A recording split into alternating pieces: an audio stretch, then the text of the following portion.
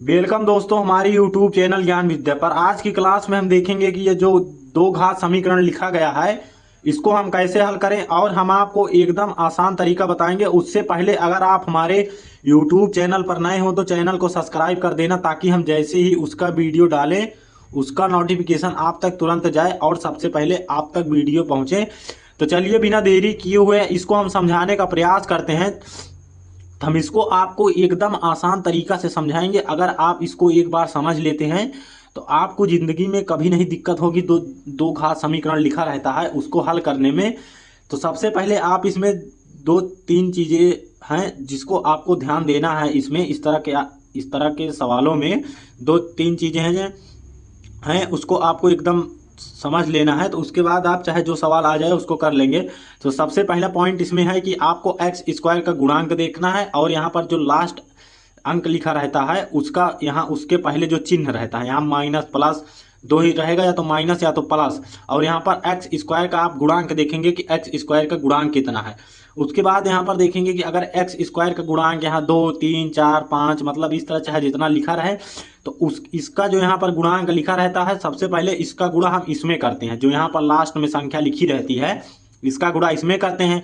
चूंकि यहाँ पर कुछ नहीं लिखा तो जान लीजिए एक लिखा है, तो एक में अगर हम 10 का गुणा करेंगे तो हमें 10 ही फिर प्राप्त होगा।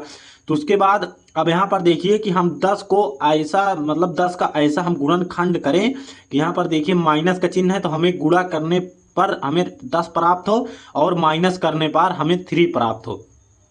तो इसके लिए हम आपको एकदम बेहतरीन ट्रिक बताएंगे। यहाँ पर देखिए जो 10 लिखा है इसका पहली बात तो आप यहाँ पर फैक्टर कर लीजिए। यहाँ पर बगल में यहाँ पर फैक्टर कर लीजिए, तो यहाँ पर क्या आपको मिलेगा, 2 से काटेंगे यहाँ पर 5 मिलेगा। अब उसके बाद 5 तो किसी से कटेगा नहीं।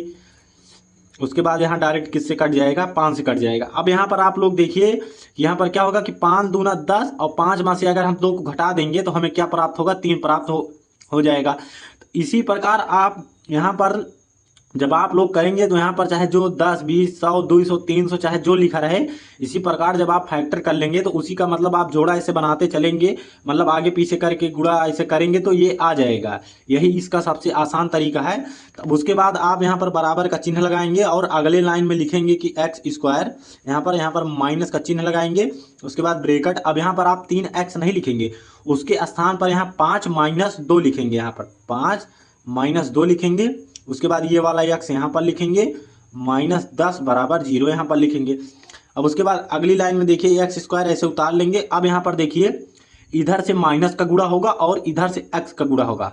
हम एकदम जीरो लेवल से जान लीजिए समझा रहे हैं। अगर आप इसको समझ लेते हैं तो आपको दोबारा कोई भी वीडियो देखना नहीं पड़ेगा, आप एकदम समझ जाएंगे बेहतरीन तरीका से। उसके बाद यहाँ पर देखिए यहाँ पर प्लस है, प्लस माइनस का चिन्ह यहाँ पर माइनस हो जाएगा और यहाँ पर 5 हो जाएगा, और x का यहाँ पर गुणा होगा तो 5x हो जाएगा। अब यहाँ पर देखिए ये माइनस यहाँ प्लस हो गया। अब उसके बाद यहाँ देखिए 2x हो गया। अब यहाँ पर देखिए -10 बराबर 0। अब यहाँ आप ये दोनों जोड़ा लेंगे और ये दोनों जोड़ा लेंगे, ये दोनों।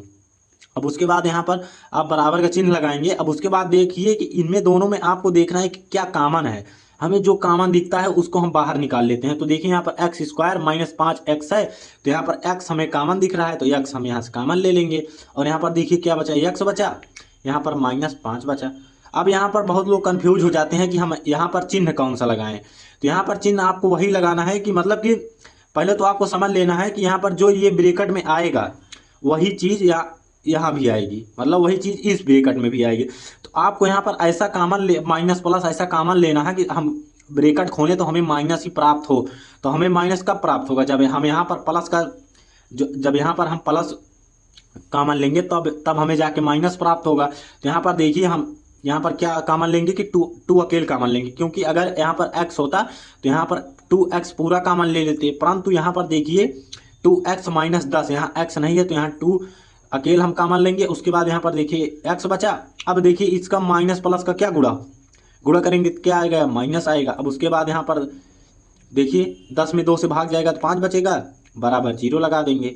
अब उसके बाद यहाँ पर देखिए आप तो पहले ये वाला एक ब्रैकेट यहाँ पर लिख लेंगे x -5, क्योंकि जो ये यहाँ पर जो इस ब्रैकेट में आएगा वही निश्चित है यहाँ पर भी आएगा। अगर आपका यहाँ नहीं आया है तो समझ लेना कि आपका सवाल गलत हो रहा है। तो अगले ब्रैकेट में इसको लिख देना x +5 बराबर 0। अगर यहाँ आपको x का मान निकालना है तो एक बार इसको 0 रखना और एक बार इसको। तो यहाँ पर एक बार x बराबर +5 आ जाएगा और x बराबर -2 आ जाएगा। तब उसके बाद हम आपको देखो एक बार फिर से समझाते हैं। तो देखिए पहले आपको इस तरह देखना है कि यहाँ पर x² का गुणांक जो भी रहेगा उसका गुणा आप डायरेक्ट यहाँ लास्ट वाली संख्या में इसका यहाँ पर आप ऐसे गुणा करेंगे। यहाँ पर लास्ट वाली संख्या में जो यहाँ पर लिखा रहेगा उसका गुणा करेंगे। यहाँ x² का गुणांक लिखा रहेगा तो, अगर नहीं लिखा रहेगा तो नहीं करेंगे आप।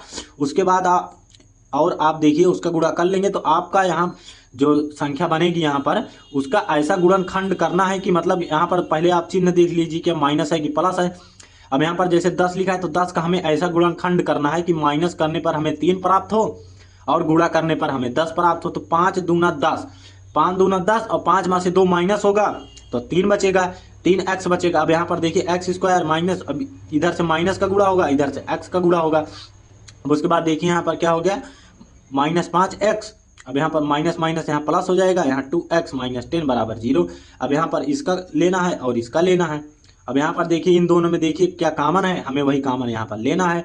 अब इन दोनों में देखिए x कॉमन दिख रहा है तो हमें x कॉमन ले लेंगे और यहाँ पर x² है तो एक x निकल गया तो यहाँ क्या बचेगा, x बचेगा। यहाँ से x निकल गया तो -5 बचेगा।